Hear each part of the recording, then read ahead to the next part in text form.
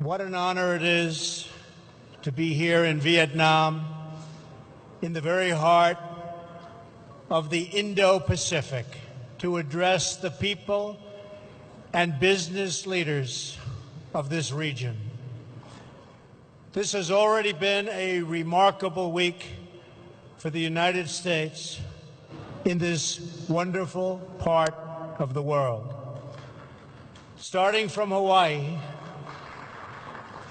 Melania and I traveled to Japan, South Korea, and China, and now to Vietnam to be here with all of you today. Before we begin, I want to address all those affected by Typhoon Damre. Americans are praying for you and for your recovery in the months ahead. Our hearts are united with the Vietnamese people suffering in the aftermath of this terrible storm. Few would have imagined just a generation ago that leaders of these nations would come together here in Da Nang to deepen our friendships, expand our partnerships, and celebrate the amazing achievements of our people.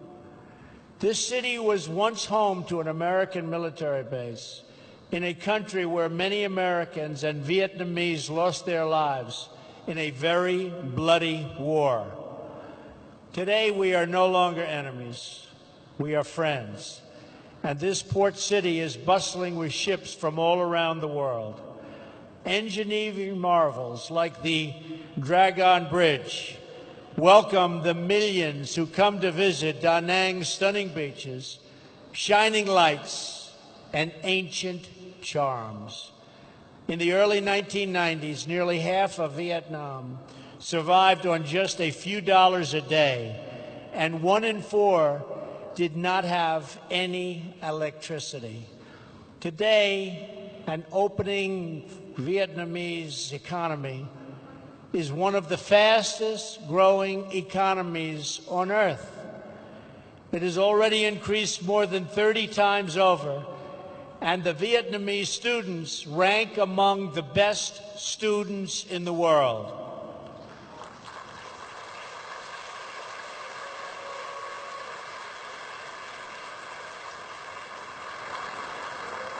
And that is very impressive. In addition, we must uphold principles that have benefited all of us, like respect for the rule of law, individual rights, and freedom of navigation and overflight, including open shipping lanes.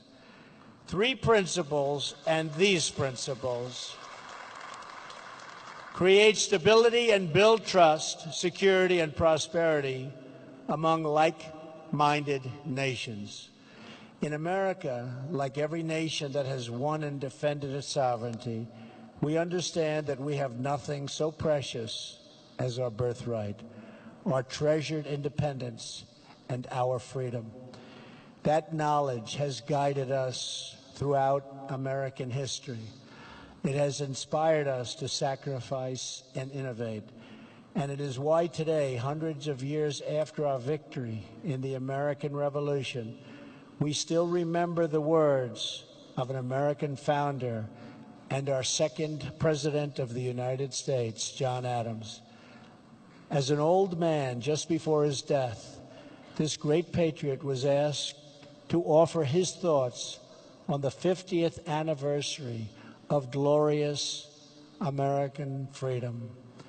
He replied with the words, "Independence forever." It's a sentiment that burns in the heart of every patriot and every nation. Our hosts here in Vietnam have known this sentiment not just for 200 years, but for nearly 2,000 years.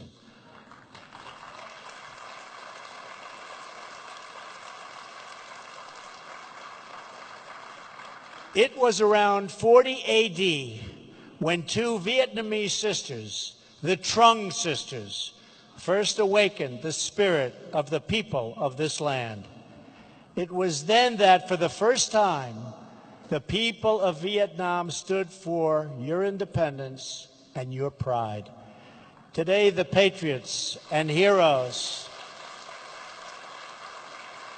of our histories hold the answers to the great questions of our future and our time. They remind us of who we are and what we are called to do. Together, we have it in our power to lift our people and our world to new heights, heights that have never been attained. So let us choose a future of patriotism, prosperity, and pride. Let us choose wealth and freedom over poverty and servitude. Let us choose a free and open Indo-Pacific. Finally, let us never forget, the world has many places, many dreams, and many roads. But in all of the world, there is no place like home. And so, for family, for country, for freedom, for history, and for the glory of God, protect your home, defend your home, and love your home today and for all time. Thank you. God bless you. God bless the Pacific region.